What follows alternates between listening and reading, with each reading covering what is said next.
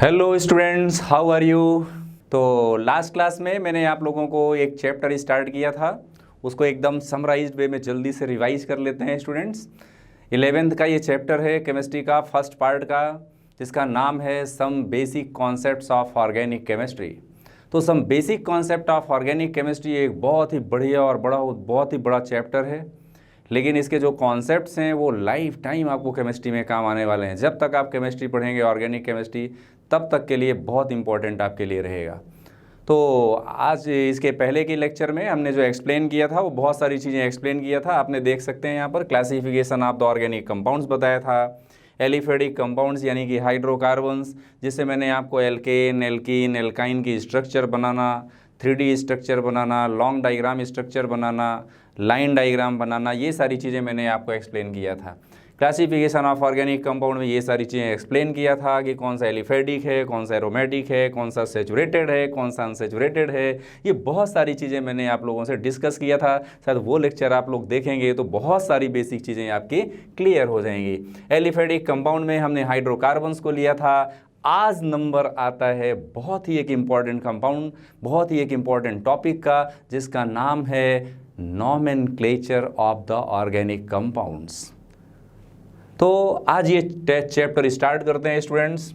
वैसे तो नॉमेनक्लेचर का मतलब है नामकरण, हिंदी में बोलें तो, यानी कि किसी भी ऑर्गेनिक कंपाउंड का नॉमेनक्लेचर करना। तो नॉमेनक्लेचर ऐसा नहीं कि सिर्फ ऑर्गेनिक कंपाउंड का ही होता है।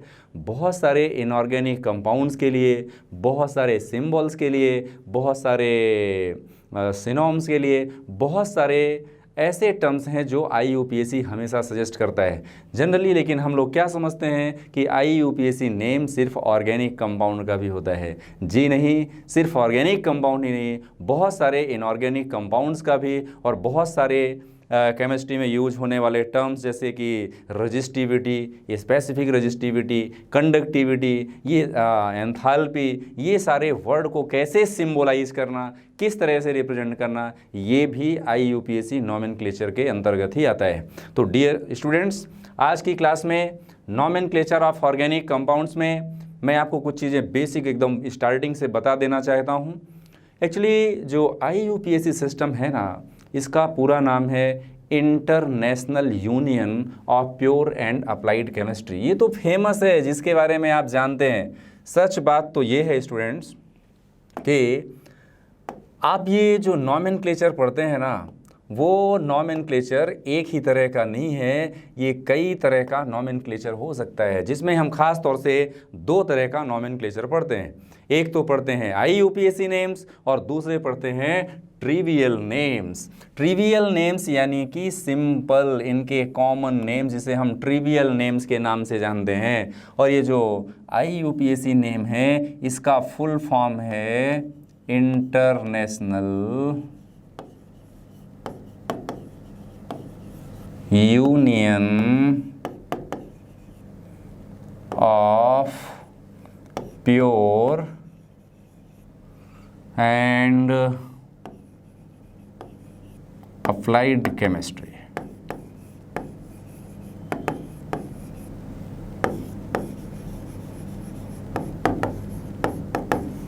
तो ये है इसका full form, international union of pure and applied chemistry, जिसको हम IUPAC के नाम से जानते हैं। वैसे तो लोअर क्लासेस में यानी कि 9th 10th में भी, खास तौर से 10th में जब आपने ऑर्गेनिक कंपाउंड पढ़ा था, तब ये वर्ड आपने सुना हुआ होगा कि नाम क्या है, IUPAC।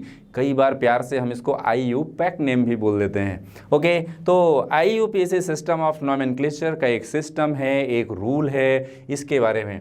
लेकिन स्टूडेंट्स, पहले से तो IUPAC सिस्टम था नहीं। स्टार्टिंग से जो ऑर्गेनिक कंपाउंड का नॉमेनक्लेचर किया जाता था, वो बहुत सारे इनके कॉमन नेम्स होते थे, तो उनको ही हम ट्रिवियल नेम कहते हैं। सच में देखा जाए तो कॉमन नेम और ट्रिवियल नेम में ये बात तब डिफ्रेंशिएट हो जाती है जब आप एल्कोहल्स का नॉमेनक्लेचर करते हैं, क्योंकि एल्कोहल्स के common names and trivial name दोनों अलग अलग होते हैं।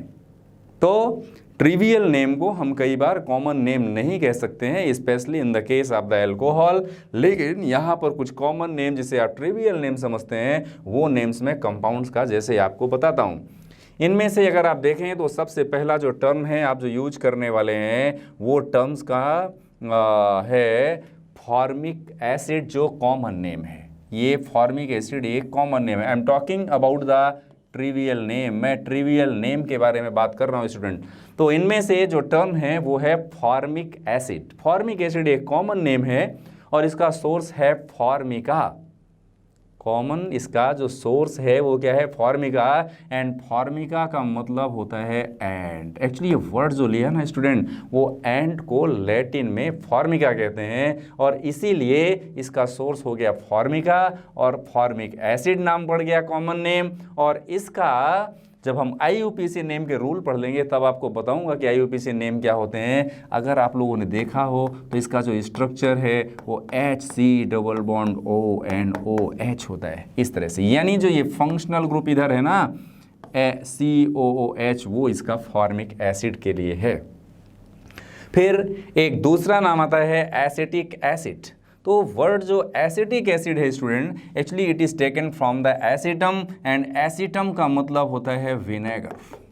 एक्चुअली ये विनेगर से जनरेट हुआ, इसीलिए इसका नाम क्या हो गया, एसिटम, यानी कि एसिटिक एसिड। एसिटिक एसिड का भी IUPAC नेम बाद में पढ़ेंगे। अभी स्ट्रक्चर देखें तो यहाँ पर CH3 C double bond O and OH आता है, यानी कि ये COOH तो है, ये H की जगह पर हमने यहाँ पे क्या लगा दिया है, CH3 लगा दिया है। तो ये हो गया एसिटिक एसिड। फिर आता है प्रोपियोनिक एसिड। प्रोपियोनिक एसिड यानी कि 3 कार्बन वाला, पहले 1 कार्बन वाला, फिर 2 कार्बन वाला, फिर 3 कार्बन वाला कोई कॉमन नेम। तो इसमें अगर हम देखें तो ये आता है प्रोपियोनिक एसिड। एक्चुअली जो वर्ड प्रोपियोन है वो सोर्स है पोर्टोपियोन से लिया गया है। पोर्टोपियोन का मतलब होता है first fat in the body, ये लैटिन वर्ड है पोर्टोपियन, और इसी से इसका प्रोपियोनिक एसिड का फॉर्मूला हो गया CH3 CH2 और COOH, इसका नाम हो गया प्रोपियोनिक एसिड। ऐसे ही अगला अगर आप लेते हैं तो एक कॉमन नेम और भी बचता है स्टूडेंट। कॉमन नेम में इसमें अगर आप देखो तो ये है ब्यूट्रिक एसिड। एक्चुअली जो ब्यूट्रिक एसिड का ब्यूट्रिक वर्ड लिया गया है, actually is taken from the butyrum, and butyrum का मतलब होता है लैटिन में बटर। अब इसमें कितने कार्बन हो जाएंगे, 1 2 3 और 4th कार्बन खुद ये कार्बोक्सिलिक एसिड का। अगर इसको हम डिटेल में थोड़ा स्ट्रक्चर बनाएं तो ये स्ट्रक्चर ऐसी होगी CH3 CH2 CH2 and COOH। इस तरह से इसका नाम क्या हो गया, ब्यूट्रिक एसिड। अगला है वैलेरिक एसिड, फिर है कैप्रोइक एसिड। ऐसे बहुत सारे कॉमन नेम्स हमारे सामने आते हैं स्टूडेंट। सिर्फ ये मैंने एसिड का एग्जाम्पल आप लोगों को दिया, इसको थोड़ा सा आप नोट करना। लेकिन इसके साथ ही एक बात हमको और पढ़ना है कि और बहुत सारे ऑर्गेनिक कंपाउंड्स हैं जिनके और भी कॉमन नेम्स होते हैं। ट्रिवियल नेम्स में यानी कि कॉमन नेम्स में अगर हम देखें तो और भी बहुत सारे कॉमन नेम्स कंपाउंड्स के हमको देखने को मिलते हैं।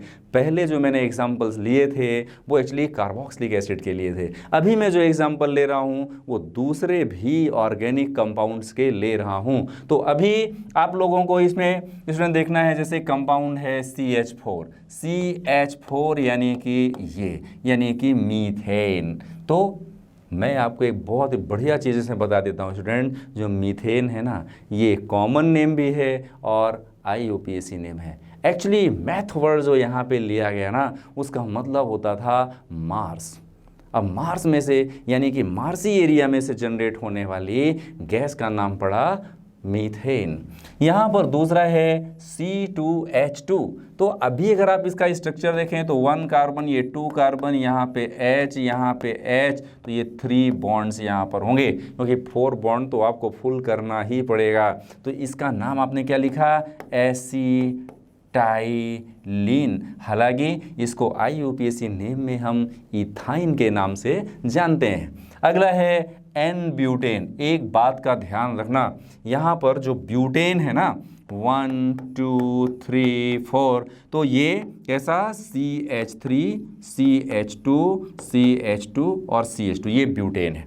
अभी ब्यूटेन के स्ट्रक्चर में अगर मैंने N लगा दिया, किसी भी नेम के पहले अगर आपने N लगा दिया तो समझो कि वो कॉमन नेम हो गया। और सिर्फ आपने ब्यूटेन लिखा, अगर आपने सिर्फ ऐसा ब्यूटेन लिख दिया तो दैट इज IUPAC नेम। बहुत ही बढ़िया बेसिक कॉन्सेप्ट की चीज़ है स्टूडेंट्स, को ध्यान से सुनना। अगर आपने इसके पहले N लगा दिया, N का मतलब है नॉर्मल, ओके, N का मतलब है नॉर्मल, फिर ऐसा आता है आइसो, ऐसा आता है नियो। तो जिसमें भी नॉर्मल, आइसो और नियो वर्ड्स आप यूज कर देते हैं वो कॉमन नेम की कैटेगरी में आ जाता है। तो N ब्यूटेन हो गया। फिर ये आइसो ब्यूटेन, देखो एक बहुत ही बढ़िया चीज़ आपको बता देता हूँ, ध्यान से सुनना। नॉर्मल, आइसो, नियो वर्ड हम कहाँ पे यूज करते हैं वो आज समझ लेते हैं। बहुत ही बेसिक टर्म है। देखो अब मैं एक एग्जांपल लेता हूं आपके सामने, सपोज पेंटेन का एग्जांपल लेता हूं तो सारी चीज़ें एकदम उसमें से क्लियर हो जाएंगी। हम 3 तरह के वर्ड नॉर्मल में कॉमन नेम्स में यूज करते हैं। एक तो वर्ड यूज करते हैं नॉर्मल, नॉर्मल के लिए हम सिंबल लेते हैं N। एक दूसरा वर्ड यूज करते हैं आइसो और तीसरा वर्ड यूज करते हैं नियो। तो कहाँ पर नॉर्मल, कहाँ पर आइसो और कहाँ पर नियो वर्ड यूज करना चाहिए कॉमन नेम्स में, वो मैं आपको एकदम बेसिक ट्रिक इसकी सिखा देता हूँ। इसमें देखिए यहाँ पर सपोज एक मैं एग्जांपल लेता हूँ 1 2 3 4 5, यानी 5 कार्बन हुआ। तो 5 कार्बन्स के लिए मैं वर्ड यूज करूँगा अभी ये सिंपल कार्बन नंबर 1 2 3 4 5, ऐसे 5 कार्बन हो गए। तो हाइड्रोजन फिल करना तो आपको आता ही है, मैंने इसके पहले की क्लास में सिखाया था। सपोज जैसे यहाँ पर एक ही कार्बन है तो यहाँ पर 1 2 3 और बॉन्ड बना दिए तो 4 हो गया। यहाँ 2 हाइड्रोजन लगा दिए, यहाँ 2 लगा दिए, 2 लगा दिए, 3 हाइड्रोजन लगा दिए, तो पूरा क्या बन गया, ये कंप्लीट स्ट्रक्चर हो गई। तो अभी इसकी और कौन कौन सी स्ट्रक्चर होती है ध्यान देना। हाँ अभी ये ऐसे स्ट्रक्चर है, एक 1 2 3 4 और यहाँ पर आपने 5 कार्बन लगा दिया, 5th कार्बन को आपने यहाँ पर ले लिया। तो अगर पूरी रिंग में 1 degree and 2 degree carbon he use हो रहे हैं सिर्फ, तो ऐसी स्ट्रक्चर को हम N वर्ड लगाते हैं। जैसे इसके लिए हमने वर्ड यूज किया क्या, N पेंटेन। 5 कार्बन हुआ तो पेंट और हमने लगा दिया क्या, N। ये कॉमन नेम की मैं बात कर रहा हूँ। अभी जो भी बात मैं कर रहा हूँ स्टूडेंट वो कॉमन नेम की बात कर रहा हूँ, ध्यान रखना। अभी एक बात का ध्यान रखो, अभी जैसे ये कार्बन है तो टर्मिनल कार्बन के पहले यानी कि लास्ट कार्बन के पहले यानी कि सेकंड लास्ट के पहले वाले कार्बन पर अगर कोई ब्रांचिंग हो जाती है, मिथाइल हो जाता है, कोई सब्स्टिट्यूएंट ग्रुप जुड़ जाता है, तो ऐसी स्ट्रक्चर के लिए जो वर्ड हम यूज करते हैं वो क्या यूज करते हैं, आइसो। लेकिन कार्बन कितने हैं, 5, तो कॉमन नेम हम क्या बोलेंगे इसको, आइसो। यहाँ वर्ड यूज करेंगे आइसो हाइफन और क्या वर्ड यूज करेंगे, पेंटेन। तो फिर नियो वर्ड यूज कहाँ करेंगे, नियो का हम स्ट्रक्चर बना सकते हैं क्या। अभी देखना, इस बात का ध्यान रखना। देखो अगर मान लो ये होता 1 2 3 4 5 6, तो मैं ये अगर यहाँ पे CH3 लगाता और ये 1 2 3 4 5 6 और अगर मैं यहाँ पे ब्रांचिंग करता तो ये स्ट्रक्चर आइसो है, ये स्ट्रक्चर आइसो है दिस वन, लेकिन ये स्ट्रक्चर आइसो नहीं है, ध्यान रखना। क्यों, मैंने एक डेफिनेशन बताई आपको आइसो की कि टर्मिनल कार्बन के पहले वाले कार्बन पर ही अगर सब्स्टिट्यूटेड ग्रुप आप लगाते हैं, CH3 ग्रुप लगाते हैं, मिथाइल ग्रुप लगाते हैं, तो ही हम इसको क्या बोलेंगे, आइसो वर्ड यूज करेंगे। और नियो का मतलब है कि देखो आइसो में हमने एक बात का और ध्यान रखा कि इसमें ये जो कार्बन है कैसा है, 1 डिग्री कार्बन है, ये कार्बन कैसा है, 3 डिग्री है, ये कैसा है, 2 डिग्री है, ये 2 डिग्री है, 2 डिग्री है, 1 डिग्री है। तो एटलीस्ट एक कार्बन जो है ना हमारे पास, एक कार्बन हमारे पास कैसा होना चाहिए, 3 डिग्री वाला कार्बन होना चाहिए। एटलीस्ट 1 कार्बन हमारे पास कैसा होना चाहिए, 3 डिग्री वाला होना चाहिए। और उसकी क्या विशेषता है कि टर्मिनल पोजीशन वाले कार्बन के पहले ब्रांचिंग हो जाना चाहिए, तो ही हम उसको क्या बोलेंगे, आइसो बोलेंगे। आप इसको आइसो नहीं बोल सकते हैं स्टूडेंट्स, है ना, इसके लिए कोई कॉमन नेम नहीं है। हम IUPAC नेम इसका समझ सकते हैं लेकिन कॉमन नेम इसका नहीं है। तो अभी देखो दूसरा एक चीज़ मैं और आपको बहुत ही बढ़िया बिंदास बता दे रहा हूँ, इसमें नियो वर्ड हम कैसे यूज करते हैं इसका ध्यान में रखना। हाँ, नियो का मतलब क्या है, जैसे ये 1 2 3 4 5, अभी आपने ये कार्बन की स्ट्रक्चर लिया सपोज, अब इसमें 1 2 3 और ये 4 और ये 5, इतने कार्बन आपने ले लिए, 5 कार्बन ले लिए।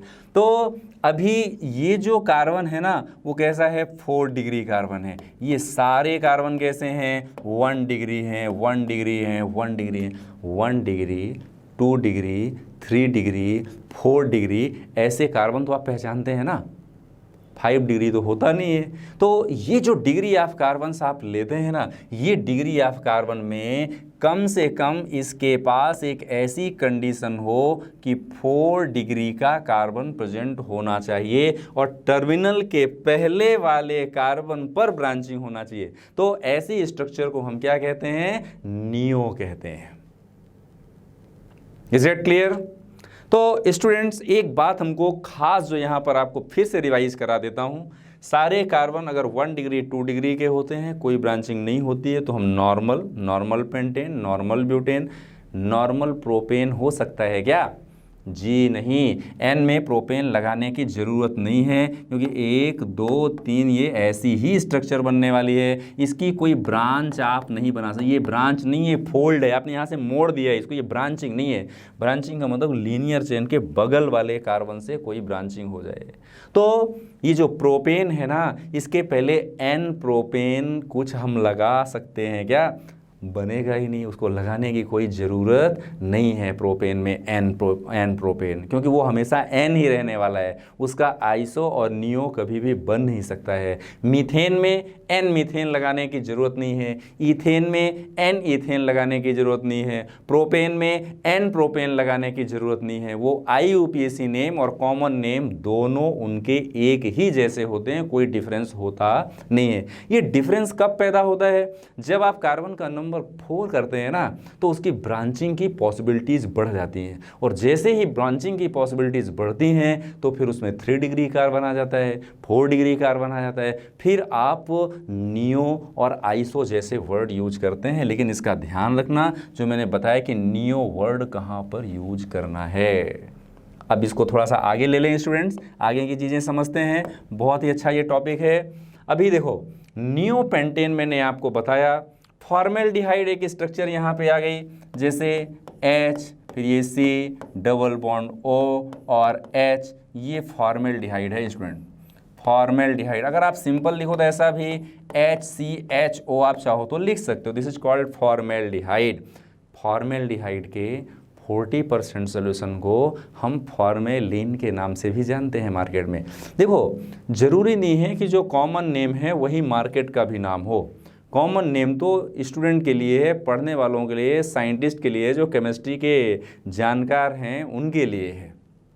लेकिन मार्केट में अगर आप किसी से फॉर्मेल्डिहाइड मांगने जाएंगे तो शायद आपको मिलेगा नहीं। वहाँ पर अगर आप फॉर्मेलिन किसी से मांगेंगे तो 40% aqueous solution of the formaldehyde is called formalin, and this formalin is used as a preservative of the animal preservation. Animals को, प्लांट्स को, खास तौर से एनिमल्स को प्रिजर्व करने के लिए हम फॉर्मेल्डिहाइड का यूज करते हैं, वही ये फॉर्मेल्डिहाइड है। अगला एक और कॉमन नेम आता है स्टूडेंट, एसीटोन, यानी कि CH3C डबल बॉन्ड O और CH3, ये है एसीटोन। एसीटोन को कई बार हम मार्केट में थिनर के नाम से जानते हैं स्टूडेंट। किस नाम से जानते हैं? ये मार्केट का नेम और common name, trivial name, IUPAC name, ऐसे ना जाने कैसे कैसे नेम हैं, लेकिन सारे में सबसे जो नाम चलने वाला है वो 2 ही चलते हैं, एक तो कॉमन नेम चलता है और दूसरा IUPAC नेम चलता है। बाकी मार्केट के हर एक कंपोनेंट के अलग अलग नाम हो सकते हैं, तो इसको हम क्या कहते हैं, एसीटोन कहते हैं। अभी आप लोग बेसिक के एकदम स्टूडेंट हो, अभी आपने केमिस्ट्री पढ़ना सीखा है ऑर्गेनिक, तो ये स्ट्रक्चर को देख लो कैसी है। ये C डबल बॉन्ड O है और इसके पास यहाँ पे CH3 है और इसके पास यहाँ पे CH3 है। तो शॉर्ट में हमने कैसा लिख दिया, CH3 का होल ट्वाइस और यहाँ पर CO लगा दिया। दिस इज फॉर्म में, sorry, this is called acetone. ऐसा ही इथाइल एल्कोहल, एसीटामाइड, याद रखना, इट इज वेरी इंपॉर्टेंट, आगे मैं लूंगा एसीटामाइड, यानी कि CH3CONH2, ऐसा CH3C डबल बॉन्ड O और ऐसा NH2, this is called acetamide, amide group है ना, that's why this is called acetamide. फिर ये डाई एथाइल ईथर, क्लोरोफॉर्म, बहुत ही कॉमन नेम आप लोगों ने सुना होगा, chloroform, CHCl3, this one chloroform, CHCl3 is the common name. Okay, ये क्लोरोफॉर्म वही सब्सटेंस है स्टूडेंट जिसका यूज़ हम एनास्थेसिया में करते हैं, लोगों को बेहोश करने के लिए लूट लेते हैं ना जो लोग, वो यही क्लोरोफॉर्म है। हालांकि इसके बहुत ज़्यादा साइड इफ़ेक्ट हैं, अभी आजकल इनको बेहोशी के लिए हम यूज करते नहीं हैं, एनास्थेटिक सब्सटेंस की तरह यूज नहीं करते हैं। तो इसी का आयोडीन अगर हम ले लेते हैं, CHI3 ले लेते हैं, तो दिस इज कॉल्ड आयोडोफॉर्म। क्या कहते हैं हम इसको, आयोडोफॉर्म के नाम से जानते हैं।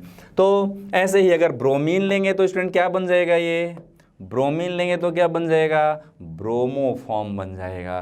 क्लोरीन लिया तो क्लोरोफॉर्म, फ्लोरीन लिया तो फ्लोरोफॉर्म, बनता नहीं है, बोलना मत। क्लोरोफॉर्म, आयोडोफॉर्म और ब्रोमोफॉर्म तो बनते हैं, जिसमें सबसे स्पेशल है क्या, क्लोरोफॉर्म। अभी देखो, एक ये जो हमने कंपाउंड लिया है CH3CN, क्या पता बोर्ड में आपको दिख रहा है कि नहीं, तो ये जो CH3CN है ना स्टूडेंट, ये CH3CN को, यानी कि ये वाला जो कंपाउंड है ना CH3CN, इसको एसीटोनाइट्राइल के नाम से जानते हैं। CH3CN को एसीटोनाइट्राइल के नाम से जानते हैं, ध्यान रखना, एसीटोनाइट्राइल के नाम से इसको क्यों जानते हैं, इसको डिटेल में बताऊंगा, क्योंकि इतना जो ग्रुप होता है एसीटो होता है और जो CN होता है उसको हम नाइट्राइल कहते हैं। फिर एसिटिक एसिड, वही एसिटिक एसिड जो मैंने पहले आपको लिस्ट में बताया था, CH3COH, क्या नाम है इसका, बोलो, what is the common name of this compound student, this is called acetic acid, और इसी को हम क्या कहते हैं, विनेगर के नाम से जानते हैं, इसको हिंदी में सिरका के नाम से जानते हैं। बहुत सारे चाइनीज आइटम्स जब आप खाते हैं ना, तो वो चाइनीज आइटम में थोड़ा सा खट्टा जो टेस्ट आता है ना, that is due to presence of the vinegar. जो घर में आप पिकल्स रखते हैं, अचार रखते हैं, वो पिकल्स में प्रिजर्वेटिव की तरह जो यूज होता है वो क्या है, या तो पहले सॉल्ट यूज होता था, ऑयल यूज होता था, मस्टर्ड ऑयल यूज होता था, उसकी जगह पर अब केमिकल ने जगह ले लिया है स्टूडेंट, और उस केमिकल का नाम क्या है, विनेगर। ओके, तो ये सारे जो केमिकल्स हैं ना, इनके कॉमन नेम मैंने आपको बताया। तो एसिडिक एसिड हो गया, फिर बेंजीन का कॉमन नेम हो गया, ये आगे आएगा आपको, टोल्यूइन हो गया, एनिलीन हो गया, फिनॉल बहुत कॉमन नेम है स्टूडेंट, ऐसा फिनॉल आप लीजिए, फिनाइल की गोलियां, ये है फिनॉल, यही फिनाइल है एक्चुअली, जिसे लोग समझ नहीं पाते हैं, यहाँ पर OH लगा देते हैं, यही बन जाता है फिनॉल, जिसको झाड़ू पोछा लगाने के लिए डिसइंफेक्टेंट की तरह हम यूज करते हैं, that is called phenol student. Okay, अगला है एनिसॉल, ये कोई सॉल नहीं है भाई मेरे, इसमें जो सरफेस केमिस्ट्री में हम सॉल पढ़ते हैं वो सॉल नहीं है, वो SOL होता है, ये एनिसॉल SOL ही होता है। फिर आता है एसीटोफिनॉन, फिर आता है बेंजामाइड, ये सब कॉमन नेम है, लेकिन जो आपको सच में कॉमन लग रहा था उस कॉमन नेम को मैंने एक्सप्लेन किया। ये बाकी की चीज़ें धीरे धीरे आती रहेंगी और हम याद करते जाएंगे। एक ही दिन में हमको पूरी ऑर्गेनिक केमिस्ट्री में मास्टर बनना नहीं है। अगर कोई एक ही दिन में ऑर्गेनिक केमिस्ट्री का मास्टर बन जाता तो सारे लोगों को फिर केमिस्ट्री पढ़ने की कोई ज़रूरत नहीं पड़ती। धीरे धीरे स्टेप बाय स्टेप हमको सीखना है। ओके स्टूडेंट, तो ये टॉपिक शायद आप लोगों को समझ में आ गया होगा। अगला देखो, मैंने कहा था कि नॉमेनक्लेचर का है ना स्टूडेंट, दो तरह का सिस्टम है। एक तो ट्रिवियल सिस्टम जो कि फेल हो जाता है कहाँ पर, एल्कोहल के नॉमेनक्लेचर में, वहाँ पर कार्बिनॉल सिस्टम आ जाता है, तो हम उसको ट्रिवियल नेम कह नहीं सकते हैं। ओके, तो और दूसरा जो सिस्टम ऑफ नॉमेनक्लेचर है that is IUPAC system of nomenclature. तो IUPAC का फुल फॉर्म क्या होता है सबको पता है, 10th में भी आपने पढ़ा था, international union of pure and applied chemistry. This is called IUPAC। जब इतना बड़ा नाम है, 5 लाख ऑर्गेनिक कंपाउंड है, 5 lakh approximate organic compounds are there student, some of them are natural found and some of them are artificially synthesized। तो ऐसे compounds का थोड़ा सा हिस्ट्री के बारे में नज़र डालते हैं, एक नज़र इनकी हिस्ट्री पर थोड़ा सा। हालांकि देखो यहाँ से कोई क्वेश्चन जेईई नीट या कहीं भी एंट्रेंस एग्जाम में अब आता नहीं है, पहले 15 साल 20 साल पहले का पेपर उठा के देखोगे तो वहाँ दिखेंगे, लेकिन आज ऐसे क्वेश्चन की कोई ज़रूरत नहीं, ऐसे क्वेश्चन आते भी नहीं है। लेकिन जब हम केमिस्ट्री पढ़ते हैं तो उसका थोड़ा सा हिस्ट्री भी, केमिस्ट्री की हिस्ट्री अपने को समझना बहुत ज़रूरी है। तो केमिस्ट्री की हिस्ट्री समझने थे आज IUPAC नॉमेनक्लेचर की। तो देखिए ये जो IUPAC नेम है ना स्टूडेंट, इसकी थोड़ी सी हिस्ट्री समझिए। 1887 में एक ऑर्गेनाइजेशन बना, नाम था international Congress of the chemist. इसका जो सबसे पहली बार मीटिंग हुआ वो जिनेवा में हुआ। जिनेवा कहाँ है, स्विट्जरलैंड में, वहाँ पर हुआ। जनरली जितने भी केमिस्ट्री के सबसे ज़्यादा काम हुए वो स्विट्जरलैंड में हुए, ऐसे स्थापना जो हुई ना बड़े बड़े ग्रुप की वो। और फिर मेजरमेंट का कहाँ हुआ, जर्मनी में हुआ। तो हमको थोड़ा थोड़ा हिस्ट्री तो पता होना चाहिए ना यार। 1887 की बात है, समझो बहुत पहले की बात है। फिर 1947 में IUPAC सिस्टम ऑफ नॉमेनक्लेचर का इंट्रोडक्शन सबसे पहली बार हुआ। क्यों? क्योंकि पूरी दुनिया में लोगों को ये बड़ा कन्फ्यूजन था कि भाई तुम्हारे कंट्री में इसको इस नाम से जानते हैं, हमारे कंट्री में इसको इस नाम से जानते हैं। वही पक्षियों वाली बात हो गई कि भाई एक बर्ड को इंडिया में है स्पैरो के नाम से जानते हैं, कहीं फुदकी के नाम से, किसी नाम अलग अलग नाम से जानते हैं। तो पूरे वर्ल्ड में ऐसे केमिकल का नेम एक जैसे होना चाहिए ऑर्गेनिक कंपाउंड्स का। उसके लिए 1947 में जब हमारा देश आज़ाद हुआ तब की बात है स्टूडेंट ये। तो 1947 में IUPAC सिस्टम ऑफ नॉमेनक्लेचर पहली बार इंट्रोड्यूस हुआ। फिर इसके बाद 1979 में the most exhaustive rule for the nomenclature were first time published. देखो इस्टेब्लिशमेंट हुआ 1947 में और 1979 में इसका एक बड़ा रूल बन गया। अभी तो IUPAC सिस्टम के नॉमेनक्लेचर में अगर आप देखो तो 7 वॉल्यूम्स की बड़ी मोटी मोटी किताबें हैं जिसमें ऑर्गेनिक कंपाउंड्स का नॉमेनक्लेचर का रूल बताया गया है। फिर 1993 में IUPAC सिस्टम के लिए guide to the IUPAC nomenclature for the organic chemistry का पब्लिकेशन हुआ, जिसके राइटर थे R. Panico, WH Powell and JC Richer. तो इनको याद नहीं ये याद रखो ये कि 87 में, फिर 49 में, फिर 79 में, फिर 93 में, इस तरह से ऑर्गेनिक कंपाउंड का नॉमेनक्लेचर किया गया। तो ये थोड़ी सी एकदम कंसाइज्ड वे में मैंने आपको हिस्ट्री बताई। आप लोगों को बताते हुए बहुत ही खुशी हो रही है कि मेरा जो सब्जेक्ट है ना ऑर्गेनिक केमिस्ट्री में मुझे बहुत मज़ा आता है पढ़ाने में। बाकी के सारे चैप्टर भी केमिस्ट्री के बहुत मज़ा आते हैं, लेकिन मेरा जो प्रिय पार्ट है वो है organic chemistry. Is very fantastic subject. Okay students, तो ऑर्गेनिक केमिस्ट्री में IUPAC नेम जो कि हमारा एकदम बेसिक पोर्शन है। अगर किसी स्टूडेंट को ऑर्गेनिक केमिस्ट्री में नॉमेनक्लेचर नहीं आता है, जैसे बच्चा पैदा हो गया और उसका नाम ही नहीं रखा, तो फिर बाकी का काम होने वाला नहीं है। तो ऐसे ही स्टूडेंट्स, अगर किसी कंपाउंड का वो कंपाउंड बन गया और उसका हमने नाम नहीं रखा, तो कंपाउंड किस काम का लोग किस नाम से बुलाएंगे? है? तो ऐसे ही IUPAC सिस्टम ने एक रूल बनाया और वो रूल्स को आज आप लोगों के सामने पढ़ाता हूँ। लेकिन बात एक चीज़ का है स्टूडेंट, ध्यान रखना। देखो मैंने आपको इसके पहले एक दिन है ना वर्ड रूल बताया था, लेकिन IUPAC सिस्टम को समझने के बहुत सारे रूल्स एंड रेगुलेशंस हैं।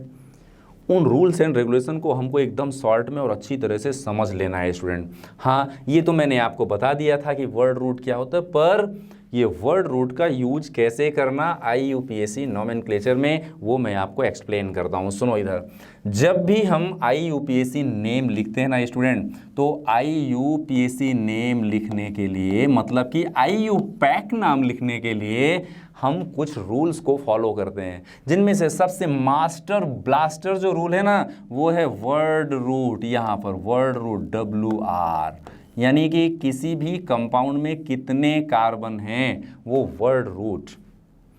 वर्ड रूट के बाद यहाँ पर हम रखते हैं सफिक्स। ध्यान से सुनना, यहाँ पर हम क्या रखते हैं, उसके बाद सफिक्स। जैसे किसी वर्ड के बाद रखते हैं सफिक्स, वैसे ही IUPAC नेम में वर्ड रूट के बाद क्या रखते हैं, सफिक्स। एकदम सिंपल सी चीज़ है। अब इसके बाद वर्ड रूट के पहले जो यूज करते हैं उसको हम कहते हैं प्रीफिक्स। क्या कहते हैं इनको, प्रीफिक्स कहते हैं स्टूडेंट।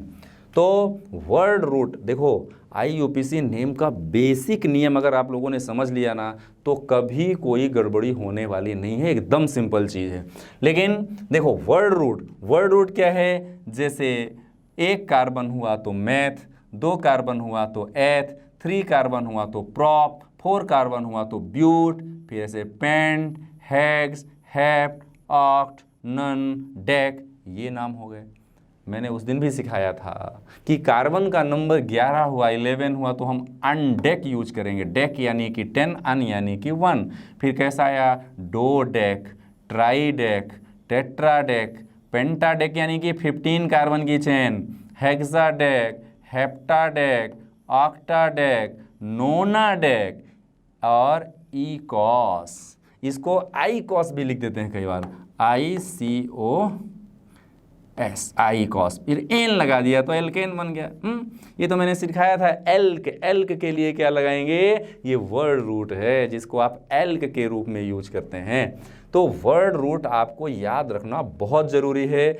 वैसा ही है नोमेनक्लेचर में, जैसे इंग्लिश सीखने के लिए अल्फ़ाबेट की ज़रूरत है, वैसे ही IUPAC नेम सीखने के लिए वर्ड रूट की ज़रूरत है। एकदम बढ़िया तरीके से याद रख लो। Meth, eth, prop, but, pent, hex, hept, oct, non, dec, undec, dodec, tridec, tetradec, pentadec, hexadec, heptadec, octadec, nonadec और इकॉस। ऐसे वर्ड हमको ये पूरा 20 तक कम से कम याद रखो। आपने 10th में जब पढ़ा था ना, तो इसमें आप लोगों ने 10 तक याद रखा था, डेक तक याद रखा था। ओके, तो ये कहलाते हैं स्टूडेंट वर्ड रूट। अब देखो, ये जो सफिक्स होते हैं ना स्टूडेंट, ये सफिक्स भी 2 तरह के होते हैं। एक तो होते हैं प्राइमरी सफिक्स और दूसरे होते हैं सेकेंडरी सफिक्स। प्राइमरी सफिक्स और सेकेंडरी सफिक्स। अब वर्ड रूट के पहले भी जो प्रीफिक्स है ना, ये प्रीफिक्स भी 2 तरह के होते हैं, 2 टाइप के होते हैं। एक तो होता है प्राइमरी प्रीफिक्स और दूसरा होता है secondary prefix. Okay student, word root के दोनों तरफ, एक तरफ प्रीफिक्स दूसरे तरफ सफिक्स। सफिक्स के भी 2 टाइप, कौन कौन से, primary suffix, secondary suffix. Prefix के भी 2 टाइप, प्राइमरी प्रीफिक्स और सेकेंडरी प्रीफिक्स।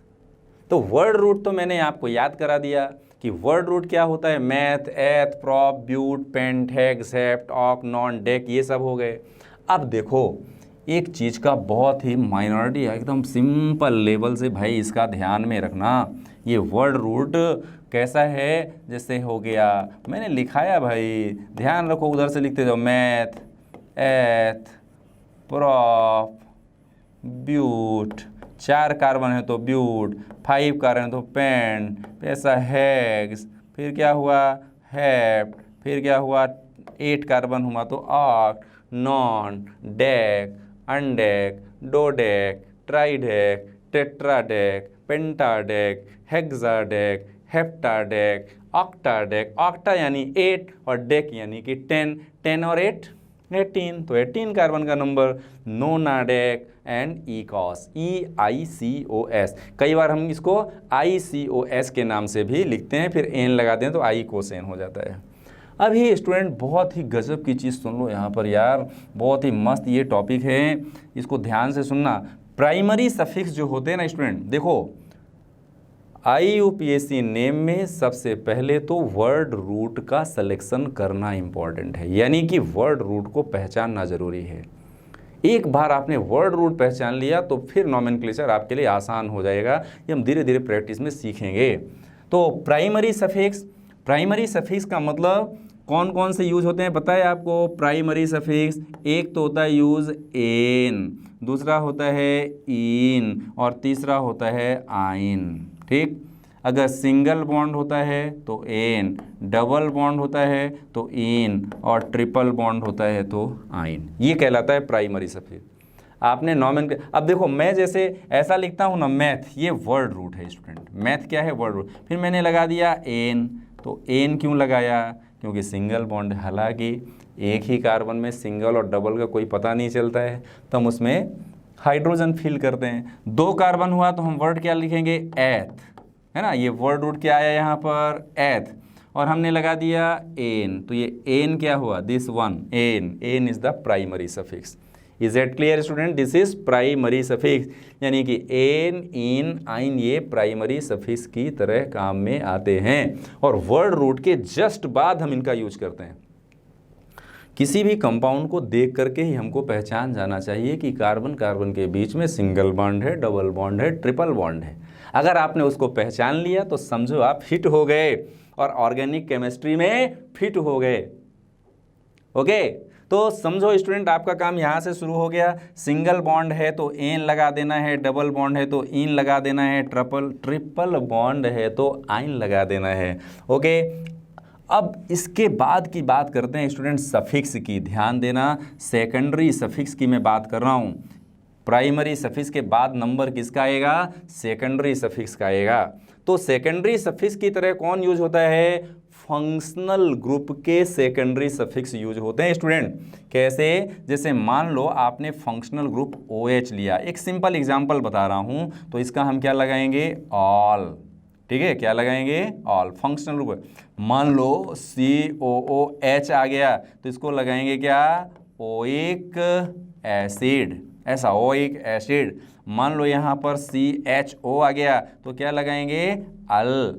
मान लो यहाँ पर कोई दूसरा फंक्शनल ग्रुप आ गया, कैसा? बहुत सारे फंक्शनल ग्रुप है भाई। अगर आप मान लो NH2 आ गया, तो NH2 के लिए हम क्या लगाएंगे? एमाइन। ये हो गए क्या? ऐसे मैं एक लिस्ट दूंगा आपको आगे, डोंट वरी, सब बताऊंगा, टेंशन मत लो, है ना।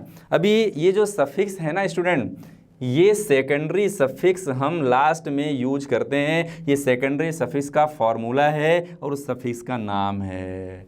OH होगा तो ऑल लगाएंगे, CH होगा तो ओइक एसिड लगाएंगे, CH होगा तो CHO होगा तो L लगाएंगे, AL और ऑल फॉर एल्कोहल, और अल फॉर एल्डिहाइड। NH2 ग्रुप होगा तो क्या लगाएंगे स्टूडेंट? एमाइन लगाएंगे। इस तरह से नॉमेनक्लेचर हमारा क्लियर होता जाएगा। अब देखो, वर्ड रूट सेलेक्ट कर लिया है आपने, प्राइमरी सफिक्स सेलेक्ट कर लिया है आपने, सेकेंडरी सफिक्स सेलेक्ट कर लिया है आपने। अब नंबर आता है किसका? प्राइमरी प्रीफिक्स और प्राइमरी सफिक्स का नंबर आता है। अब देखो इनको कैसे यूज करना। प्राइमरी प्रीफिक्स को मैं इनको थोड़ा सा यार कलर चेंज कर दूं तो मज़ा आ जाए ना, अलग अलग कलर से दिखूं। है डिजिटल बोर्ड, आप लिखवा रहे हो ज़रा एक ही कलर से, यार मज़ा नहीं आ रहा है। देखो वर्ड रूट यहाँ पर है स्टूडेंट, ये वर्ड रूट सबसे पहली आइडेंटिटी। उसके बाद हमको यूज करना है सफिक्स, उसके पहले हमको यूज करना है प्रीफिक्स। वर्ड रूट के जस्ट बाद कौन आएगा? Primary suffix. उसके बाद कौन आएगा? Secondary suffix student. उसके पहले कौन आएगा? Primary prefix. और सबसे पहले कौन आएगा? लिखते समय जो सबसे पहले दिखेगा वो कौन? That is secondary prefix. जो लाल लाल कर दिया ना मैंने एकदम, वो ध्यान रखना। अब ये प्रीफिक्स और सफिक्स कौन से होते हैं, कहाँ पे यूज होते हैं, कौन कौन से होते हैं, वो सारी लिस्ट मैं आपको दूंगा, बताऊंगा, समझाऊंगा, स्ट्रक्चर भी बताऊंगा। डोंट वरी, टेंशन लेने की कोई ज़रूरत नहीं है। ओके स्टूडेंट, तो प्राइमरी प्रीफिक्स में एक बात ध्यान रखना, ये सिर्फ एक ही कंडीशन पर यूज होता है, जब स्ट्रक्चर साइक्लिक होती हैं। साइकिक नहीं मेरे भाई, साइक्लिक होती हैं, यानी कि रिंग लाइक स्ट्रक्चर होती हैं। जैसे मैंने कहा था कि ऐसी कोई साइक्लोप्रोपेन की स्ट्रक्चर हो जाए, यानी कि 1 2 3 कार्बन वाली स्ट्रक्चर। देखो भाई मेरे बोर्ड का प्रेजेंटेशन थोड़ा सा गड़बड़ है, आड़ा टेढ़ा बेड़ा जहाँ आता है मैं लिखता रहता हूँ, पर समझना है आप लोग। हाँ, बात समझने की है, रिप्रेजेंटेशन तो आपको एग्जाम में करके देना है। मैं यहाँ पर जैसा लिखूँ समझने की कोशिश करना स्टूडेंट। तो मैं ये बोल रहा था कि जब साइक्लिक स्ट्रक्चर होती है ना भाई मेरे, जब साइक्लिक स्ट्रक्चर होती है तो ही हम प्राइमरी प्रीफिक्स यूज करते हैं। क्या यूज करते हैं? प्राइमरी प्रीफिक्स यूज करते हैं। अब ये प्राइमरी प्रीफिक्स के हम कहाँ यूज करेंगे? जब साइक्लो कंपाउंड होगा। ये वाला जो मैंने हटा दिया ये साइक्लो के लिए। तो ऐसे बहुत सारे कंपाउंड हैं, तो क्या क्या हम वर्ड यूज करेंगे साइक्लो के लिए? साइक्लिक के लिए आप कैसे यूज करते हैं पता है आपको? साइक्लिक के लिए हम जो वर्ड यूज करते हैं स्टूडेंट, वो साइक्लिक में साइक्लो स्ट्रक्चर आ जाएंगी। कौन सी आ जाएंगी? साइक्लो। एक वर्ड आ जाएगा यहाँ पर, क्या? CYCLO, cyclo. ये क्या आ जाएगा? एक आ जाएगा बाईसाइक्लो। एक क्या आ जाएगा? स्पाइरो। ये कौन सी चिड़िया है भाई? है ये सब छोटे छोटे जो वर्ड्स आप पढ़ रहे हो, साइक्लिक स्ट्रक्चर के लिए ही प्राइमरी प्रीफिक्स का यूज होता है। बाकी किसी भी स्ट्रक्चर में प्राइमरी प्रीफिक्स का यूज होता ही नहीं है पूरे IUPAC नेम में। एकदम गांठ बांध के रख लो, जिसको बोलते हैं वो वाली बात बता रहा हूँ। हाँ, तो ये जो प्राइमरी प्रीफिक्स यूज होते हैं जैसे कि साइक्लो, बाईसाइक्लो, स्पाइरो, ये प्राइमरी प्रीफिक्स PP है। PP यानी कि प्राइमरी प्रीफिक्स हैं स्टूडेंट्स। ओके, अब इसके बाद देखो सेकेंडरी प्रीफिक्स। सेकेंडरी प्रीफिक्स भाई जोरदार है। जैसा सेकेंडरी सफिक्स है वैसा ही सेकेंडरी प्रीफिक्स है। मान लो यहाँ पर OH ग्रुप आपने लिखा, तो OH ग्रुप का सेकेंडरी सफिक्स है ऑल, और इसी का प्राइमरी प्रीफिक्स क्या है भाई मेरे? ये है हाइड्रोक्सी। क्या है ये? हाइड्रोक्सी। अब इसका जैसे ओइक है, ओइक का कोई भाई मेरे प्रीफिक्स होता नहीं है, क्योंकि ये सबसे पावरफुल फंक्शनल ग्रुप होता है। CHO का होता है अल, और इसका प्रीफिक्स क्या होता है? इसका प्रीफिक्स क्या होता है? कारएल्डॉक्सी। या तो फॉर्मिल वर्ड यूज करते हैं। यस, इसके लिए वर्ड हम क्या यूज करते हैं? फॉर्माइल वर्ड यूज करते हैं। NH2 के लिए सेकेंडरी सफिक्स होता है एमाइन, और इसका प्रीफिक्स क्या होता है? एमिनो। क्या होता है? एमिनो। क्या होता है? एमिनो ग्रुप होता है। ओके स्टूडेंट, तो देखो अभी भाई मेरे समझने की बात है, हंसी मजाक में मत लो यार, इसको समझ लो अच्छी तरह से। देखो सेकेंडरी सफिक्स जो होते हैं उन्हीं का सेकेंडरी प्रीफिक्स होता है। तो किसी भी फंक्शनल ग्रुप के लिए होता है, ध्यान रखना। किसके लिए होता है? फंक्शनल ग्रुप के लिए होता है। जो फंक्शनल ग्रुप होंगे ना उनके ही सेकेंडरी सफिक्स होंगे और उन्हीं के सेकेंडरी प्रीफिक्स होंगे। कैसे? जैसे फंक्शनल ग्रुप हमने OH लिया, तो OH का सेकेंडरी सफिक्स क्या है? ऑल, और इसी का प्रीफिक्स क्या है? हाइड्रोक्सी। COH का कोई सफिक्स तो है लेकिन प्रीफिक्स नहीं है, क्योंकि ये सबसे पावरफुल है, सबसे पावरफुल फंक्शनल ग्रुप है, सबसे पहले इसका नंबर आता है यार। इसलिए CHO क्या है? अल, तो इसका हो गया फॉर्माइल प्रीफिक्स हो गया। कौन सा प्रीफिक्स? सेकेंडरी प्रीफिक्स हो गया। उसके बाद NH2 यानी कि एमाइन, तो एमाइन होगा सफिक्स, और एमिनो क्या होगा? इसका प्रीफिक्स। कौन सा प्रीफिक्स? Secondary prefix. क्योंकि प्राइमरी प्रीफिक्स में आप सिर्फ किसका यूज करते हो? जो साइक्लिक ग्रुप होते हैं, साइक्लो, बाईसाइक्लो, स्पाइरो। तो ये जो ग्रुप होते हैं ना स्टूडेंट, सेकेंडरी जो प्रीफिक्स होते हैं ना, इनको हम सब्स्टिट्यूएंट ग्रुप्स भी के नाम से जानते हैं। किस नाम से जानते हैं? सब्स्टिट्यूएंट ग्रुप के नाम से भी हम इनको जानते हैं। तो इस तरह से जब आप IUPAC नेम लिखोगे ना मेरे भाई, तो इसमें ध्यान रखना कि सबसे पहले हमें क्या करना है? वर्ड रूट को सेलेक्ट करना है। कितने टोटल कार्बन की लंबी चेन बन रही है, that is called word root. Word root के बाद आप यूज करते हैं सफिक्स, उसके पहले यूज करते हैं प्रीफिक्स। सफिक्स के 2 टाइप हैं, primary suffix, secondary suffix. Primary suffix में हमेशा एन, इन, आइन ही होता रहता है। सेकेंडरी सफिक्स में क्या होता है? OH होता है, CH है, CHO है, NH2 है, एल्डिहाइड है, कीटोन है, कार्बोक्सिलिक है, बहुत सारे हैं, सल्फोनिक है, ना जाने कितने कितने हैं। 21 की लिस्ट दूंगा आपको, टेंशन लेने की कोई ज़रूरत नहीं, लिखाऊंगा, समझाऊंगा, स्ट्रक्चर भी बताऊंगा। उसके पहले जो हम प्रीफिक्स यूज करते हैं, इसमें प्राइमरी प्रीफिक्स में क्या होता है, साइक्लो, बाईसाइक्लो, स्पाइरो, ये सिर्फ साइक्लिक कंपाउंड के केस में यूज होता है। Is it clear? अभी सेकेंडरी प्रीफिक्स की बात करें तो जो सेकेंडरी सफिक्स कहा वही सेकेंडरी प्रीफिक्स होता है। जैसे एल्कोहल ग्रुप है तो उसका सफिक्स है ऑल और प्रीफिक्स क्या है, हाइड्रोक्सी। लिखते समय IUPAC नेम के क्रम में सबसे पहला जो नंबर आता है वो किसका आता है, सेकेंडरी प्रीफिक्स का आता है। लिखते समय IUPAC नेम में सबसे पहले जो नंबर आता है वो किसका आता है, सेकेंडरी प्रीफिक्स का। सीक्वेंस कैसा होगा लिखने में, जब आप IUPAC नेम लिखोगे तो क्या सीक्वेंस होगा, सबसे पहला सेकेंडरी प्रीफिक्स होगा, फिर प्राइमरी प्रीफिक्स अगर है तो होगा, फिर वर्ड रूट होगा, फिर प्राइमरी सफिक्स होगा, फिर सेकेंडरी सफिक्स होगा। ये इसका IUPAC नेम लिखने का सीक्वेंस होगा। लेकिन एक बहुत ही बढ़िया चीज़ आपको बताता हूँ कि ये जो सीक्वेंस है ना, इस सीक्वेंस को मेंटेन करना, किसको, सेकेंडरी प्रीफिक्स के सीक्वेंस को और सेकेंडरी सफिक्स को। मान लो आपके पास 2 सेकेंडरी प्रीफिक्स आ गए तो फिर पहले किसको लिखोगे, तो हमेशा IUPAC ने ऐसा डिसाइड किया कि ऐसे नॉमेनक्लेचर के लिए हम हमेशा क्या करेंगे, उनको अल्फ़ाबेटिकल सिलेक्शन देंगे। अल्फ़ाबेटिकली जो पहले आएगा उसको पहले लिखेंगे, जो बाद में आएगा उसको बाद में लिखेंगे, और उन सबसे पहले भी क्या लिखेंगे, उनकी पोजीशन लिखेंगे कि पूरे लॉन्गेस्ट चेन में किसकी पोजीशन पहले आ रही है। ओके, तो स्टूडेंट्स मैं उम्मीद करता हूं कि अगर IUPAC नेम में थोड़ा बहुत भी कहीं कन्फ्यूज़न होगा तो वो मेरे कारण नहीं होगा, आप लोगों ने नहीं समझा होगा इसलिए प्रॉब्लम आ सकती है। लेकिन ये जो एकदम सिस्टमेटिक रूल और कॉम्बिनेशन मैंने आपको बताया तो उसको अगर आपने समझ लिया तो समझो आपका IUPAC नेम एकदम आसान हो गया। इन सारे चैप्टर्स के मैं आपको नोट्स भी अवेलेबल करा सकता हूँ, बाद में देखेंगे। जिन स्टूडेंट को नोट्स की ज़रूरत पड़ेगी तो मैं अपलोड करूँगा अपने YouTube चैनल पर, वहाँ से डाउनलोड करके आप बढ़िया इसके नोट्स ले लेना। फिर लिखने की झंझट से दूर, पर ऐसा मत करना, लिखना भी ज़रूरी है क्योंकि एग्जाम में लिखने के ही मार्क्स मिलते हैं, सिर्फ सुनने के मार्क्स मिलते नहीं हैं। तो ये एकदम सिंपल चीज़ मैंने आपको बताई। नेक्स्ट जो आप लोगों को पढ़ाने वाला हूँ स्टूडेंट्स, वो कुछ बहुत ही खास चीज़ें इसमें आपके लिए लेकर के आया हूँ। देखिए, अब ये प्रीफिक्स और सफिक्स के बारे में मैंने आपको बता दिया। मैंने कहा था आपसे कि फंक्शनल ग्रुप जो होते हैं ना, उनके सेकेंडरी सफिक्स की मैंने बात किया था। किसकी बात किया था मैंने, सेकेंडरी सफिक्स की बात किया था। अभी ध्यान रखना, हाँ, जैसे है हमारे पास एल्कोहल, हमारे पास क्या है, पहला ये तो दिख रहा है ना आप लोगों को, एल्कोहल।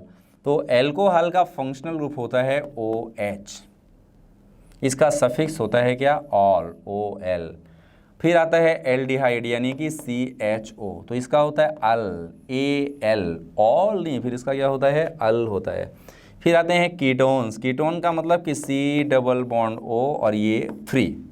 तो कीटोन के लिए जो वर्ड हम यूज करते हैं, सफिक्स यूज करते हैं ऑन।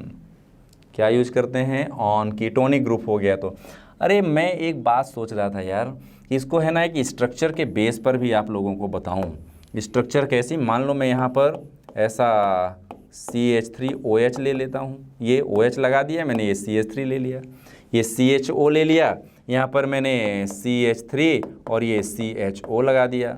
ठीक है, ये CH3 तो ये CH3, ये CH3 और ये C डबल बॉन्ड O लगा दिया। तो फंक्शनल ग्रुप इधर लिखते जा रहा हूँ, इसकी स्ट्रक्चर बताते जा रहा हूँ, तो आप लोगों को थोड़ा क्लियर हो जाएगा जल्दी से।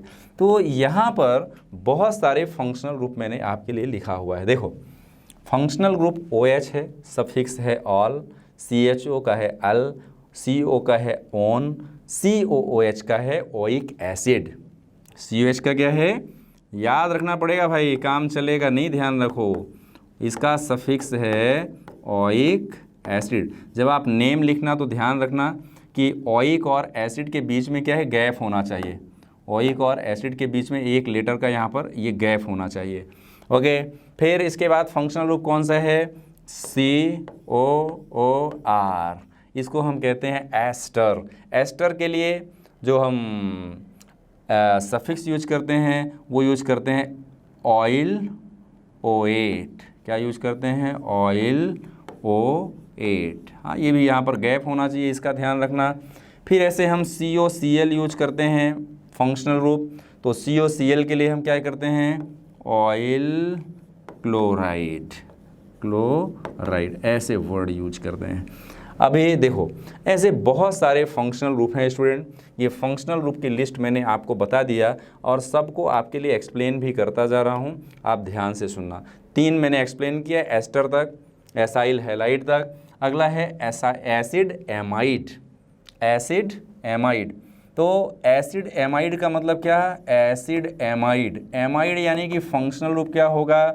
ऐसा जैसा होगा इनका C⋯O और NH2, ये एमाइड।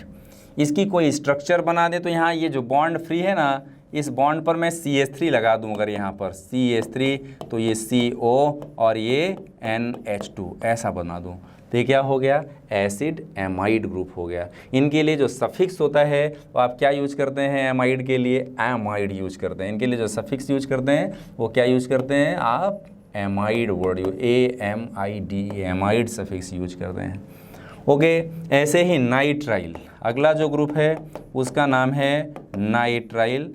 नाइट्राइल का मतलब है कि CN, ऐसा कोऑर्डिनेट बॉन्ड।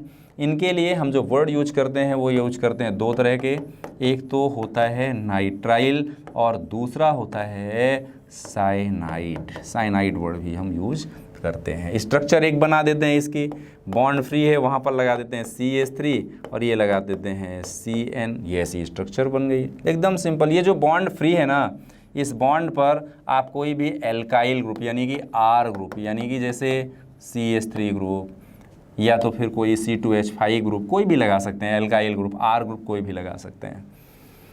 तो इस तरह से दूसरा जो एमाइन ग्रुप है, अगला जो ग्रुप है वो क्या है? एमाइन। एमाइन का मतलब है ये बॉन्ड फ्री और यहाँ पर NH2। अभी ये बॉन्ड लगा दें इसकी जगह पर CH3 तो हो गया CH3NH2। So simple. इसको हम सफिक्स यूज करते हैं क्या? एमाइन। ध्यान रखना, यहाँ पर है एमाइड और ये है एमाइन। फिर आता है थायोल ग्रुप कहलाता है। इस ग्रुप को हम क्या कहते हैं? SH को THIOL, thiol. Thiol group, thiol group का मतलब क्या हुआ? SH, OH की जगह पर क्या? SH, एल्कोहल, और यहाँ थायोल, तो OH था, यहाँ पर था OH, यहाँ पर क्या है? SH। ठीक है, तो इसको क्या कहते हैं हम? इसके थायोल वर्ड यूज करते हैं, इसके लिए सफिक्स यूज करते हैं थायोल। एक स्ट्रक्चर बना देते हैं, ये हमने लगा दिया CH3 और ये हो गया S और ये H। ओके स्टूडेंट, तो इस तरह से जो आप फंक्शनल ग्रुप पढ़ते हैं, एक एक फंक्शनल ग्रुप को ले करके मैं आपके सामने एग्जाम्पल रखूंगा। अभी मैंने सिर्फ आपको स्ट्रक्चर बताया है कि कौन सा फंक्शनल ग्रुप है, उसका सेकेंडरी सफिक्स क्या होता है। अब एक एक एग्जांपल लूँगा। एल्कोहल, फिर एल्कोहल की प्रैक्टिस, फिर थायो एल्कोहल की प्रैक्टिस, फिर कार्बोक्सिलिक एसिड, तो बहुत सारे कार्बोक्सिलिक एसिड की प्रैक्टिस और नॉमेनक्लेचर, एकदम डिटेल में जाऊँगा, डोंट वरी स्टूडेंट्स। हाँ, तो जो भी टॉपिक्स मैं आपको लूँगा, अभी सिर्फ मैंने स्ट्रक्चर बनाया है। अभी ये एल्केन एल्कीन एल्काइन सब आपको बता ही दिया मैंने। अब जितने भी फंक्शनल ग्रुप हैं, उन सारे फंक्शनल ग्रुप को एकदम डिटेल में पढ़ेंगे, ताकि किसी भी तरह का उस फंक्शनल ग्रुप में कोई स्ट्रक्चर आए तो आपको कोई प्रॉब्लम सॉल्व करने में नहीं आए। लेकिन स्टूडेंट एक बात का ध्यान रखना, जो मैंने फंक्शनल ग्रुप बताया ना, ये फंक्शनल ग्रुप को याद रखना। अगर आपने फंक्शनल ग्रुप को याद नहीं रखा तो समझो आपको नॉमेनक्लेचर करने में बहुत तकलीफ आने वाली है, आप सॉल्व नहीं कर पाओगे।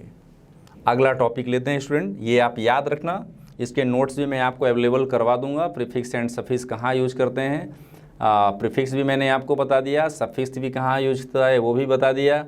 अब देखो, बहुत सारे ऐसे ग्रुप्स होते हैं ना स्टूडेंट प्रीफिक्स में, प्रीफिक्स की तरह हम कई सारे फंक्शनल ग्रुप की तरह यूज करते हैं। अभी जैसे मैं आपसे कहूँ कि प्रीफिक्स में जैसे फ्लोरीन आ गया कहीं पर, ये मान लो स्ट्रक्चर है 1 2 3 4, यहाँ पर आपने फ्लोरीन लगा दिया, तो ये हमेशा सफिक्स की तरह यूज होने वाला ही नहीं है। ये हमेशा प्रीफिक्स की तरह यूज होगा, सेकेंडरी प्रीफिक्स की तरह यूज होगा। तो ऐसे बहुत सारे फंक्शनल ग्रुप हैं जो सफिक्स की तरह यूज नहीं होते हैं, हमेशा प्रीफिक्स की तरह यूज होते हैं। तो उन फंक्शनल ग्रुप में कौन कौन से? सारे halogens, all the halogens. Halogens यानी मैंने याद कराया था ना आपको, फुल कलर ब्राइटनेस इन आकाई टीवी, वही halogen, fluorine, chlorine, bromine, iodine, astatine. तो ये हेलोजन्स अगर किसी भी ऑर्गेनिक कंपाउंड में आए तो ये कभी भी सफिक्स की तरह काम नहीं आएंगे, हमेशा कैसे काम आएंगे? आईयूपीएसी नेम में प्रीफिक्स की तरह काम में आते हैं। ऐसे ही नाइट्रोसो ग्रुप है, डाईएजो ग्रुप है, मेथॉक्सी ग्रुप है, एथॉक्सी है, नाइट्रो है, एमिनो है, हाइड्रोक्सी है, hydroxo, not hydroxy my dear student, that is hydroxo. तो हाइड्रोक्सो का यूज हम हमेशा कैसे यूज करते हैं? प्रीफिक्स की तरह यूज करते हैं। तो ये ऐसे कुछ फंक्शनल ग्रुप है ना जिनको हम प्रिंसिपल फंक्शनल ग्रुप के रूप में एक्सेप्ट नहीं करते हैं। दीज फंक्शनल ग्रुप, इनको हम प्रिंसिपल फंक्शनल ग्रुप की तरह यूज नहीं करते हैं। अब एक और बात आपको बता देता हूँ, जितने भी एल्काइल ग्रुप्स होते हैं, जितने भी क्या होते हैं? एल्काइल ग्रुप्स होते हैं, उन सब को भी हम प्रीफिक्स की तरह यूज करते हैं। किसकी तरह यूज करते हैं? हाँ, किसकी तरह यूज करते हैं? प्रीफिक्स की तरह। किसकी तरह यूज करते हैं? प्रीफिक्स की तरह। किसको? एल्काइल को। एल्काइल क्या होते हैं उनको एकदम डिटेल में समझने की कोशिश करते हैं, समझते हैं। तो स्टूडेंट एक बात ध्यान रखना, प्रीफिक्स की तरह यानी कि सेकेंडरी प्रीफिक्स की तरह जितने भी फंक्शनल ग्रुप हैं उनके सबके प्रीफिक्स तो होते ही हैं, लेकिन कुछ ऐसे फंक्शनल ग्रुप हैं जिनका सफिक्स हम होता ही नहीं है, यूज करते ही नहीं है। जैसे ये मैंने आपको लिस्ट दिया, याद रखना, डाईएजो। एजो वर्ड का मतलब होता है नाइट्रोजन। यहाँ पर लिखा ना, आपने देखा नाइट्रोजन के बीच में डबल बॉन्ड, आपने कहा डाईएजो। एजो जो वर्ड है ना स्टूडेंट, एजो, एजेडो, एजो कहीं भी वर्ड आए ना तो उसका मतलब हमेशा क्या होता है? नाइट्रोजन होता है। एजो कहीं भी वर्ड आता है तो उसका क्या मतलब होता है? नाइट्रोजन होता है। Okay, methoxy, ethoxy, nitro, amino, hydroxo, ये वर्ड को हम हमेशा प्रीफिक्स की तरह यूज करते हैं। प्रीफिक्स की तरह हम एल्काइल ग्रुप का भी यूज करते हैं। उनको कभी भी हम सफिक्स की तरह यूज नहीं कर सकते हैं। अब एल्काइल ग्रुप क्या होते हैं, एल्काइनिल ग्रुप क्या होते हैं, वो एकदम डिटेल में समझने की कोशिश करते हैं। आइए देखते हैं यहाँ पर। याद रखोगे, ये याद रखना, हाँ, ये है ना हमेशा प्रीफिक्स की तरह यूज में आते हैं। अब देखो प्रीफिक्स के रूप में जो यूज होने वाले कंपाउंड्स हैं ना, उनको हमने कहा कि एल्काइल का यूज हम कर सकते हैं। ये नियो, आइसो, ये सब मैंने आपको बता दिया, स्लाइड के आने के पहले ही चमका दिया है आप लोगों को। एल्काइल ग्रुप क्या होते हैं ये बात थोड़ा सा ध्यान से समझते हैं, क्योंकि नॉमेनक्लेचर में इसका बहुत ज़्यादा इंपॉर्टेंट है। आईयूपीएसी नेम में आप जो टॉपिक पढ़ रहे हैं उसका नाम है आईयूपीएसी नेम्स। आईयूपीएसी नेम्स में सारे रूल्स पहले समझ लेते हैं, कौन सा प्रीफिक्स है, कौन सा सफिक्स है ना, secondary suffix, secondary prefix, primary suffix, ये सब अगर एक बार आपको समझ में आ गई कहाँ पर यूज होता है तो फिर नॉमेनक्लेचर स्टार्ट करेंगे। ठीक है, तो जो एल्काइल ग्रुप्स हैं वो कौन कौन से हो सकते हैं? देखो, एक तो होते हैं एल्केन। एल्काइल ग्रुप बनते कैसे हैं ध्यान रखना। एक तो होते हैं एल्केन, दूसरे होते हैं एल्कीन, और तीसरे हैं एल्काइन। वर्ड रूट की मैं बात कर रहा हूँ, alkane, alkene and alkyne. Alkane का एक एग्जाम्पल लेते हैं, जिनका कॉमन फार्मूला क्या होता है एल्केन का? CnH2n+2। एल्कीन का क्या होता है? CnH2n। और एल्काइन का क्या होता है? CnH2n-2। ध्यान से सुनो, एक एक वर्ड समझ करके सुनो।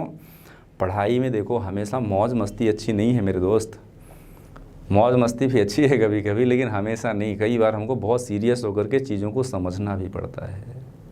हाँ, तो अभी देखो ये जो ग्रुप मैंने लिखा ना यहाँ पर, एल्केन, एल्कीन, एल्काइन का कॉमन। अब एल्केन का एक कॉमन एग्जाम्पल लेते हैं। देखो इथेन ले लेता हूँ, सपोज मैं ले लेता हूँ CH3 यानी कि ये क्या है C2H6। अब ये इसमें से अगर मैं देखो एक हाइड्रोजन हटा दूँ, एक हाइड्रोजन क्या कर दूँ माइनस कर दूँ, तो ये क्या बचेगा C2H5 बचेगा और एक बॉन्ड फ्री हो जाएगा। स्ट्रक्चर देखते हैं 1 2, ये hydrogen hydrogen hydrogen hydrogen hydrogen, ये ऐसी स्ट्रक्चर है इथेन की। अब ये वाला हाइड्रोजन आपने हटा दिया, ये इसको माइनस कर दिया, तो बचा क्या C2H5 और एक बॉन्ड फ्री हो गया। तो ये पहले क्या था, ये था पहले इथेन, ये क्या था पहले इथेन, अब क्या बन गया इथाइल बन गया। समझ आया? जो ETHANE था ना वो क्या हो गया एथ, ये तो सही है, एन को हटा करके क्या लगा दिया इल लगा दिया, तो नाम क्या हो गया इथाइल। तो मीथेन से बनेगा मिथाइल, इथेन से बनेगा इथाइल, प्रोपेन से बनेगा प्रोपाइल, ब्यूटेन से बनेगा ब्यूटाइल, पेंटेन से बनेगा पेंटाइल, अंडेक से बनेगा अंडेकाइल, इकोसेन से बनेगा इकोसेनाइल। Is it clear? तो इस तरह से एक हाइड्रोजन हटाने से एल्केन को हमने किस में कन्वर्ट कर दिया, एल्काइल में कन्वर्ट कर दिया। और ये जो एल्काइल ग्रुप है ना मेरे भाई मेरे बंधु, ये जो एल्काइल ग्रुप है ना, एल्केन में से एक हाइड्रोजन माइनस करने से बनता है एल्काइल, और एल्काइल को ही हम आर से रिप्रेजेंट करते हैं। एल्काइल को ही हम किससे रिप्रेजेंट करते हैं, आर से रिप्रेजेंट करते हैं, यानी एक हाइड्रोजन कम हो गया। अब ऐसे ही दूसरे जो ग्रुप हैं एल्काइल के साथ एल्कीन का नंबर आ गया, एल्केन के बाद किसका नंबर आ गया एल्कीन का। एल्कीन का एक एग्जांपल लेते हैं ethene, CH2 double bond CH2, formula देखते हैं C2H4, एक हाइड्रोजन माइनस कर दो, एक हाइड्रोजन हटा दिया, तो बचा क्या CH2 डबल बॉन्ड CH और ये बॉन्ड फ्री हो गया। तो अभी ये क्या था, ये था पहले इथीन, क्या था इथीन, अब क्या हो गया इथीनिल, अभी ये क्या हो गया इथीनिल, नॉट इथाइनिल। व्हाट हैपेंड, ये हो गया इथीनिल। इथेन से इथाइल तो इथीन से इथेनिल बन गया, सिंपल सी बात है। यानी कि जो एथ वर्ड है ना उसमें NYL लगा दिया, इथेनिल लगा दिया। ऐसे ही एक इथाइनिल का एग्जांपल ले लेते हैं, सपोज यानी कि CH ट्रिपल बॉन्ड CH, वैसे कॉमनली इसको हम एसीटिलीन के नाम से जानते हैं, मैंने बताया था, अभी ध्यान रखना। हाँ, तो ये क्या है, ये है इथाइन, IUPAC नेम क्या है इसका इथाइन। अभी इसमें से एक हाइड्रोजन कम कर दो तो क्या बचेगा CH ट्रिपल बॉन्ड C, ये C और एक बॉन्ड फ्री हो गया। एक हाइड्रोजन हटाने से इसका नाम क्या हो गया इथाइनिल नाम हो गया। इथाइन से क्या हो गया इथाइनिल नाम हो गया। बहुत ही बढ़िया कॉन्सेप्ट है मेरे प्यारे, समझ लो इसको, मज़ा आ जाएगा। ये बहुत बार कई बार यूज होता है, बच्चे पूछते रहते हैं कि सर ये इथाइनिल कहाँ से आ गया, इथेनिल कहाँ से आ गया, क्योंकि उनको ये बेसिक चीज़ें पता ही नहीं रहती हैं। आप 11th के स्टूडेंट हो चाहे किसी भी क्लास के हो, अगर आपको बेसिक चीज़ें क्लियर नहीं है ना तो पूरी दुनिया में भटकते रहोगे, सोल्यूशन आएगा नहीं। इसलिए एकदम बेसिक से चलो, जीरो से बनो, और जीरो से क्या बनो हीरो, जीरो से क्या बनो हीरो। ओके, तो स्टूडेंट्स ये बात समझना है आपको, एल्काइल ग्रुप का एल्केन से बनता है एल्काइल, एल्कीन से बनता है एल्किनिल, और एल्काइन से क्या बनता है एल्काइनिल। कब बनता है, जब एक हाइड्रोजन आप कम कर देते हैं तब ऐसा नंबर आता है। ओके, तो IUPAC नेम बहुत बड़ा टॉपिक है, कई दिन इसकी प्रैक्टिस चलेगी, आप लोग मेंटली थोड़ा सा तैयार हो जाओ मेरे साथ चलने के लिए, ठीक है ना। तो आज की क्लास में जो मैंने आप लोगों को पढ़ाया है एकदम सिंपल सी चीज़ें पढ़ाया है, इजी वे में पढ़ाने की कोशिश किया है, सबको समझ में आए, सबको समझ में आए, ऐसा वे मैंने रास्ता चुना है आप लोगों को पढ़ाने के लिए। तो इन चीज़ों को थोड़ा सा देखना, ध्यान रखना, और लगातार वीडियो देखते रहोगे तो पूरी केमिस्ट्री आप लोगों को पढ़ाऊँगा एकदम फर्राटेदार, एकदम इजी लैंग्वेज में, ताकि सारे क्वेश्चन आपसे सॉल्व होने लगें। ऑर्गेनिक केमिस्ट्री का पोर्शन अभी स्टार्ट किया है, आने वाले टाइम पर इनऑर्गेनिक केमिस्ट्री भी स्टार्ट करूंगा, फिजिकल केमिस्ट्री भी पढ़ाऊंगा। तीनों पोर्शन में आपको मास्टर बनाना है ताकि आप मास्टर और ब्लास्टर दोनों बन सको। अच्छे क्वेश्चन सॉल्व करने के लिए लगातार मेरे चैनल पर बने रहना और ये वीडियो देखना, फ्रेंड्स को भी बोलना कि वो भी देखें। फ्री में एकदम बहुत बढ़िया प्रमोशन आपको मिलेगा, अच्छे मार्क्स लाने का एकदम बिंदास तरीका। ओके स्टूडेंट्स, तो आज की सभा यहीं समाप्त करते हैं, फिर मिलेंगे नेक्स्ट क्लास में। ओके, बाय बाय, जय हिंद।